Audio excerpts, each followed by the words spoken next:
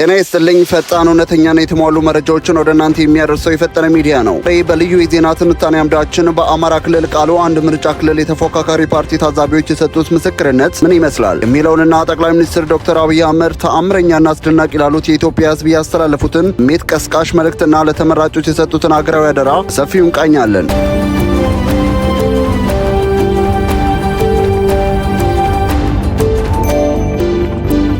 የቃሉ አንድ ምርጫ በታዛቢዎች አይን። በአማራ ክልል ቃሉ አንድ ምርጫ ክልል የተካሄደው የድምፅ አሰጣጥ ሂደት ፍጹም ሰላማዊ፣ ግልጽና የምርጫ ሕጉን የተከተለ መሆኑን ከተለያዩ የፖለቲካ ድርጅቶች የተወከሉ የሰላምና የዲሞክራሲ ታዛቢዎች ገልጸዋል። በምርጫ ጣቢያዎቹ የተስተዋለው የህዝብ ተሳትፎም የሂደቱን ሕጋዊነትና ነጻነት የሚያረጋግጥ እንደነበር ተመልክቷል። አካሄዱ ምን ያህል ግልጽ እንደነበር ለማረጋገጥ በተለያዩ የምርጫ ጣቢያዎች የተሰማሩ የፓርቲ ታዛቢዎች አስተያየት በተጨባጭ መመልከት ይቻላል። በሁርባ ቀበሌ 2 ምርጫ ጣቢያ የተመደቡት ታዛቢ ሙሐመድ እንድሪስ እንደገለጹት ሂደቱ ምንም አይነት የውጭ አካል ጣልቃ ገብነት ያልታየበትና ፍትሃዊነት መርህ ያደረገ ነው። በአሰን ክፍለ ከተማ ሁዳዴ ቀበሌ በሚገኘው በሚሊኒየም ምርጫ ጣቢያ ሂደቱን ሲከታተሉ የነበሩት ታዛቢ ሱልጣን ኢብራሂም በበኩላቸው መላው የምርጫ ሂደት ያለምንም ጫናና ተጽዕኖ በነጻነት መከናወኑን አረጋግጠዋል። እዚሁ የሚሊኒየም ጣቢያ የተገኙት ታዛቢ አራጋው ሁሴን ይህ 7ኛው ጠቅላላ ምርጫ የሀገሪቱን የምርጫ ህግና ደንብ በጥብቅ የተከተለ መሆኑን በምስክርነታቸው ጠቅሰዋል። ከፖለቲካ ፓርቲዎች ባሻገር የማህበረሰብ ክፍሎችን በሂደቱ ላይ እምነት አላቸው። የወጣቶች ማህበር ተወካይ ወጣት ሙሐመድ ሐሰን የምርጫ ሂደቱ ፍጹም ዲሞክራሲና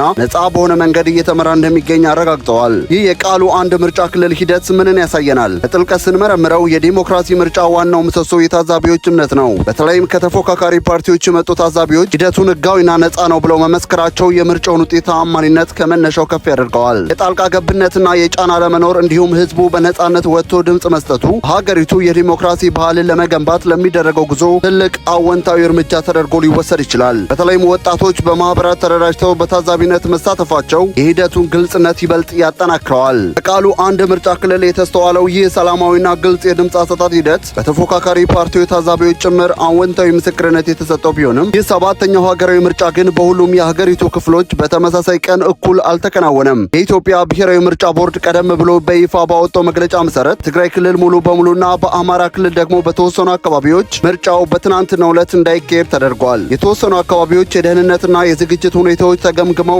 ምርጫው ወደ ሌላ ጊዜ እንዲራዘም መደረጉ እንደተጠበቀ ሆኖ በሌሎች የሀገሪቱ ክፍሎች ግን ዜጎች እጅግ አስደናቂ የሆነ የጽናት ዋጋ ከፍለዋል። ይህንን የህዝብ ተሳትፎ ተከትሎም የሀገሪቱ ጠቅላይ ሚኒስትር ዶክተር አብይ አህመድ በጥልቅ ስሜት የተሞላ የምስጋናና አደራ መልእክት አስተላልፈዋል። የጠቅላይ ሚኒስትር አብይ አህመድ አስቸኳይ መልእክት። የኢፌዴሪ ጠቅላይ ሚኒስትር ዶክተር አብይ አህመድ በመላው ሀገሪቱ የተከናወነውን የምርጫ ሂደት ተከትሎ ለኢትዮጵያ ህዝብ ያላቸውን አክብሮትና ከልብ የመነጨ ምስጋናቸውን በይፋዊ ማህበራዊ ገጻቸው አስተላልፈዋል። ጠቅላይ ሚኒስትሩ ባስተላለፉት መልእክት የኢትዮጵያ ህዝብ የዳበረ ባህል፣ ሀገር ወዳድነትና የወል መሻቱን ማስጠበቅ የሚችል ታላቅ ህዝብ መሆኑን በዘንድሮው ምርጫ ዳግም ለዓለም ማሳየቱን በኩራት ገልጸዋል። ይህ የጠቅላይ ሚኒስትሩ መልእክት በጥልቅ ሲመረመር በምርጫው ዕለት የታዩትን እውነተኛ የመስክ ትዕይንቶችና የህዝቡን የስነ ልቦና ጽናት በጉልህ የሚያሳይ ነው። በመልእክቱ ላይ እንደተጠቀሰው ዜጎች በብዙ ውጣ ውረዶች መካከል ያሳዩት ጽናት ለዲሞክራሲ ስርዓት ግንባታና ለሀገር ህልውና የተከፈለ ጥልቅ ዋጋ ነው። ጠቅላይ ሚኒስትሩ በምርጫው ዕለት የታዩትን ዋና ዋና እውነታዎች መስክረው የሌሊቱ ብርድና ጨለማ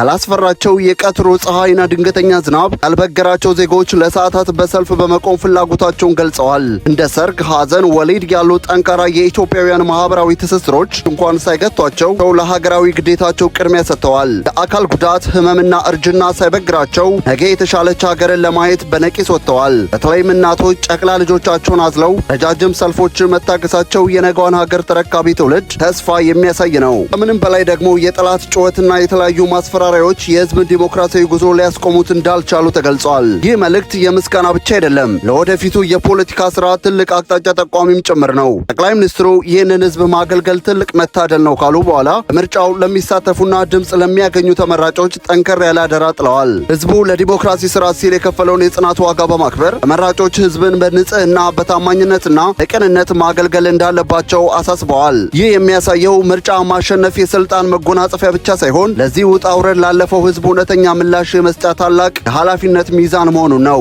ውድ የፈጠነ ሚዲያ ተመልካቾች ስለ 7ኛው ሀገራዊ ምርጫ ሂደት፣ ለታዛቢዎች አስተያየት፣ ምርጫው ስለተራዘመባቸው አካባቢዎች እንዲሁም ጠቅላይ ሚኒስትሩ ስለ ህዝቡ ጽናትና ስለ ተመራጮች አደራ አስተላለፉት መልእክት አኳያ የእናንተ የግል ምልከታ ምንድን ነው? አካባቢያችሁስ የምርጫው ዕለት እንዴት አለፈ? ሀሳባችሁን በኮሜንት መስጫው ላይ በሰፊው አጋሩን። ሁልጊዜም ወቅታዊ ወቅታዊ ታማኝና በጥልቀት የተተነተኑ መረጃዎችን በጊዜው ለማግኘት ቻናላችንን ሰብስክራይብ ማድረጋችሁን እንዳትረሱ። ሰላም ለሀገራችን፣ ሰላም ለዓለማችን።